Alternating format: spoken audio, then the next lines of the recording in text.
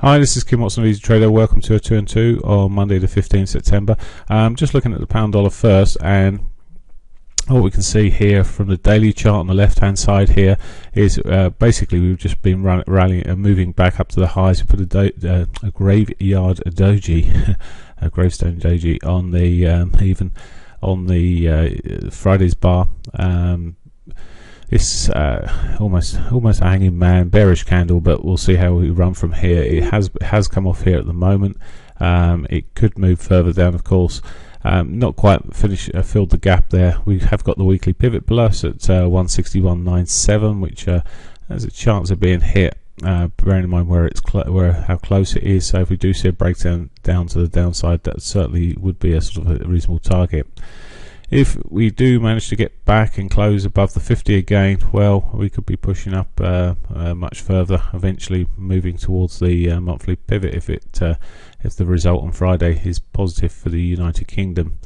Okay, looking at shorter time frame very briefly here, and you can just see this consolidation move here, which we're sitting in at the moment.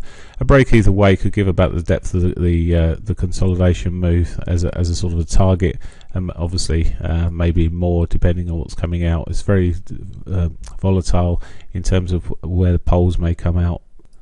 Okay, so moving on to the euro dollar very briefly, and you can see basically we've been hand railing this 4-hourly 50. Now at some point there's a reasonable chance that will break. At the moment we've got the weekly pivot just below us.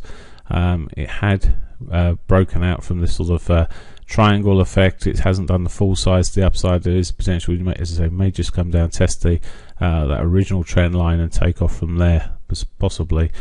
Similar to cable in terms of its upper bands here on the dailies, so we could see a bit of a sell-off. It's already come down, hit the daily pivot. This hourly picture probably gives us a better view of how things are looking now, with this sort of descending trend line coming down. As I say, a break of that may see some more bullishness. Alternatively, if it starts selling off further, well, if we've tested the 50, it may just sort of drop down, back down to its lower trend line, which is sitting across somewhere now, really across this sort of level here would be a sort of a target area on Friday's lows. Okay, not much else. Let's just check. There's nothing much else to say on that at this juncture.